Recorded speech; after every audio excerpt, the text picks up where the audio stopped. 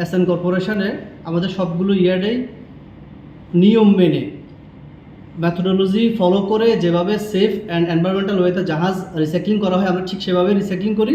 এই জাহাজটাও তার ব্যতিক্রম নয়। বাট আজকে যে ঘটনাটা ঘটেছে এটা টোটালি অপ্রত্যাশিত।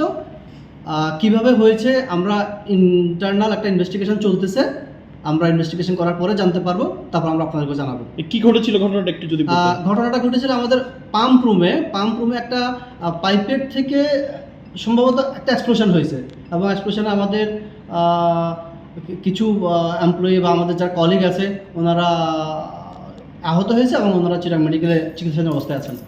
ধন্যবাদ। যারা আহত হয়েছে তাদের জন্য আপনাদের পক্ষ থেকে কি ব্যবস্থা নিচ্ছেন? ওনাদেরকে অলরেডি আমরা হসপিটালে পাঠিয়েছি এবং হসপিটালে অ্যাডমিট হয়েছে, ওনাদের ট্রিটমেন্ট চলছে ইনশাল্লাহ।